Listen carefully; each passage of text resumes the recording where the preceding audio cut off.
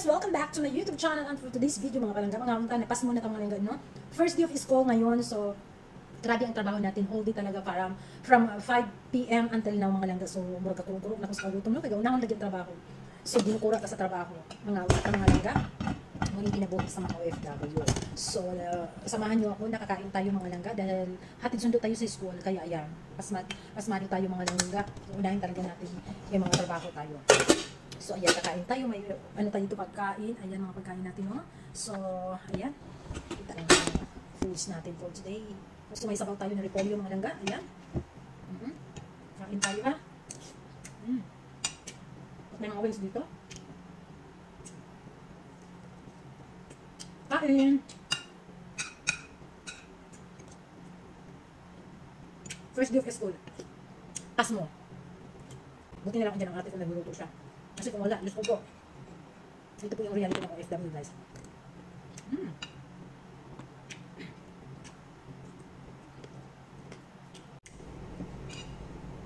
Tapos sasabihin ng iba, bakit ka hindi ka kumakain ganun. Sa totoo lang, guys, gusto mo nang kumain pero yung trabaho mo para kang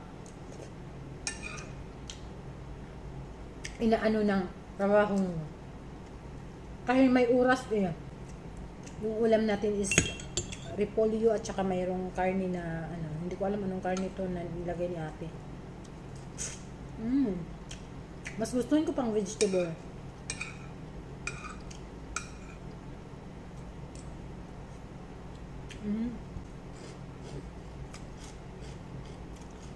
Sa atin na dito kinakain, di ba?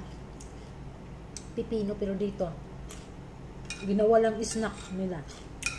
Marami kang trabaho, parang unahin mo muna yung trabaho, ganun, pero hindi to tama, di ba? Lalo na sa atin na nagtatrabaho tayo.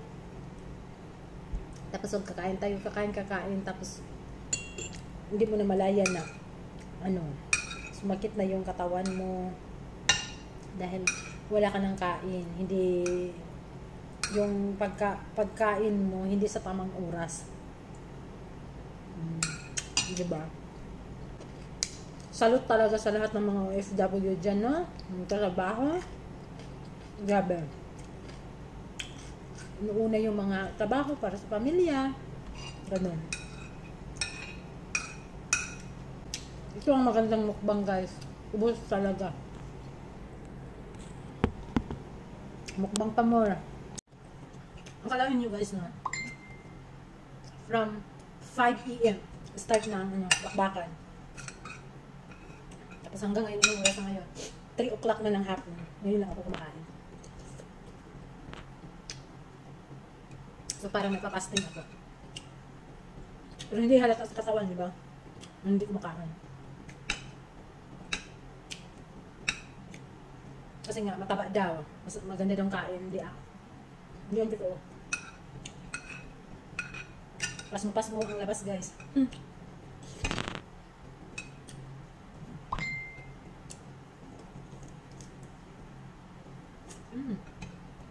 Kain.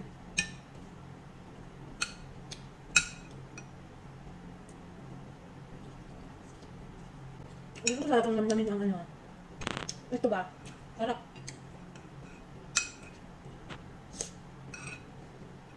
Aspin. Sobrang sarap, guys. Tapos din tayo.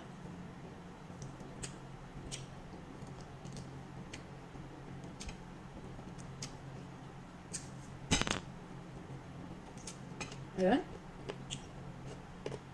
Hindi pwedeng hindi natin ubusin, guys. So, kailangan natin inumin yung mga sabaw-sabaw niya.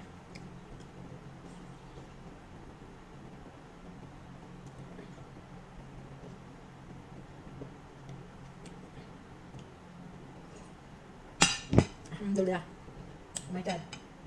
Thank you, Lord God. Kailangan ubusin ko talaga to. Promise. Sarap. Tira ito ng ano namin, agagat namin.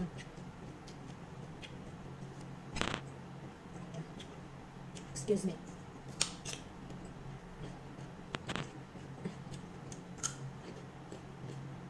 Sarap, diba? Ayan guys, natapos na tayo. Pagkita ko sa inyo plato ko.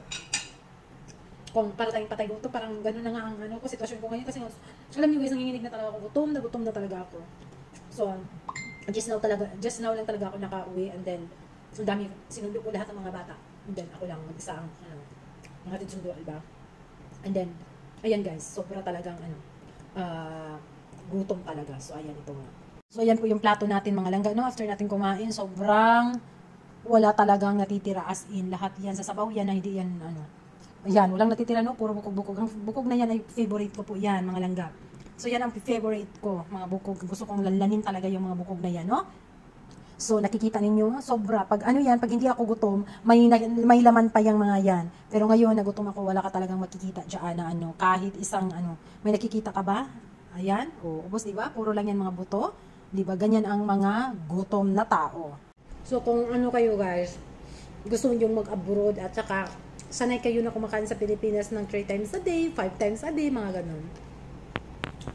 Ititrain nyo na yung sarili niyo na kung hindi pa kayo nakapag-apply, hindi pa kayo nakapag-abroad, ititrain na ninyo yung sarili ninyo na yung ninyo, kain ninyo hindi talaga nasa tamang oras. Kasi nga, may amo tayo eh. So, depende na sa iyo kung mabait yung amo nyo, palagi kayong pakakainin sa kusina. May mga amo na kahit maraming pagkain, kahit na punong-puno yan ang kusina nila, hindi kayo papakainin. So, ayan mga palangga, no? May mga amo na kahit na kumakain ka dyan, nandyan sa likod mo, kasi tinitingnan kayo, na-obserbahan ka nung kinakain mo, ganun. So, anuhin nyo na yung sarili ninyo na habang nandyan pa kayo, ititarin nyo na yung sarili ninyo na pwede kayong kumakain sa isang bisis, isang araw, ganyan. Okay? Tapos kailangan, talaga kayo, may energy talaga kayo, kasi nga, mahirap na pag nandito kayo, at saka palagi kayo nagugutom, oy, ginoo ko, mahirap na pag nagugutom kayo palagi. Tapos walang pagkain dito, may mga pagkain dito pero sa amo na ma'am, mapagalitan ka pa. Busog ka nga pero ubod ng galit ka pa sa amo mo. So ayan mga palangga, no? Kailangan talaga tayong magtiis para sa pamilya natin. So hindi alam ng mga pamilya natin na gano'n ang sitwasyon natin mga palangga, no? Akala nila nagpo-post tayo, masaya na tayo. Ang akala nila nagpo-post tayo, masarap ang mga kinakain natin, mga branded ang mga damit natin, o marami tayong pera kasi nga may sweldo tayo. Pero hindi nila alam sa totoong buhay, hindi nila alam sa likod ng mga kamera ay ang buhay natin ay sus Jesus name. Hindi ko nasasabihin. Sobrang hirap talaga, no? Dahil ito ay ang kapalit ay pera, yung pagtatrabaho natin ang kapalit ay pera para tayong binibinta dito na magtrabaho ka kasi nga binabayaran kita ganun. 'Di ba? So, ayan. Ayun ang sasabihin ko sa inyo mga ka-OFW. Salute ako sa lahat ng mga OFW na kagaya ko na hanggang ngayon ay hindi pa talaga umaalis sa mga amo nila or something. Nagtatrabaho pa talaga sila para sa pamilya nila. Ginagawa nila yung responsibilidad nila as a family, and then yun, yung mga family nila nagmamahal sa kanila, nangangamusta ka sa kanila, at kahit malayo may communication sa pamilya nila. Super salute talaga ako dyan, no? Kasi nga andyan kayo palagi. So, may mga ibang mga OFW dito na sobrang kawawa talaga, walang makain dito. At saka, grabe minamaltrato ng mga amo. Pero tinitiis pa rin nila para sa pamilya nila. Ganun ang mga OFW. Grabe ang mga fighting spirit sa mga OFW dito sa ibang bansa. Kaya, ayan, saludo ako, no? Sa inyong lahat na nandito pa rin kayo hanggang ngayon. Kahit na kumakain lang tayo ng mga kubus, yung mga kubus na yan, di ba, pang mga pagkain, hindi natin nga kumakain tayo, nabubuhay tayo dyan sa mga Indomie, sa mga tinapa. Ito ang mga pinaka-espesyal na mga pagkain dito sa ibang bansa. Mga Indomie, mga tamban at ano-ano pa. Totoo yan. Ang alam ng mga amo dito, yung Indomie ang kinakain natin, yung mga ginamos, yung mga bulad, yung tamban. Yun ang alam nila ng mga special na mga pagkain natin. Kaya pagdating natin sa Pilipinas, hindi yan mga pinapansin, di ba? Kasi nga, ayoko yung mga tamban-tamban, pero dito, yung mga amo, binibilihan ka ng tamban, masarap yan. Yan ang gusto nila kasi nga yan special para sa kanila na ibibigay nila para sa mga katulong nila. At sa ibang bansa, pumunta sila ng ibang bansa, ang ibibigay sa iyo yung mga fried fish or mga bulad. O, di ba? Tama ba yung English na yun? O, di ba mga palangga, yan ang anuhin ninyo ngayon. Na, mag-apply na kayo. Kung kaya ninyo, di ba? Kaya ninyo. Kasi nga, hindi naman, iba-iba naman yung mga ugali ng mga amo natin. Iba-iba naman yung mga nila na ititrato sa kanila. Mas marami pang malala Malalang malala pa ng mga ganyang amo, ng mga ganyang klaseng amo. Kahit pagkain mo, kahit sahod mo, hindi papahawak sa'yo dahil sila ang hahawak. Kahit sa pagligo mo, hindi ka pa sa shampoohin, hindi ka palagay na kasi para hindi mabahuan ng mga asawa nila or kung sino-sino. Hindi ka ipollution para hindi ka gaganda ang kutis mo. Ganun dito mga langga, no? May perfume ka pero hindi mo magagamit kasi bawal magpa-perfume. Oh, nabunga-bunga na ako dito. Ganyan po dito mga langga, hindi ko inano na lahat talaga dito, pero may mga ibang amo talaga na ganyan ang mga ugali mga langga na lahat ng mga galaw mo binabantayan talaga nila, lahat ng kakainin mo binabantayan nila, lahat ng mga pananamit mo binabantayan nila. Yung sahod mo hindi makamahawak, makakahawak ng sahod mo. Sila mismo ang napapadala kung ano bang yung gagawin mo sa sweldo mo.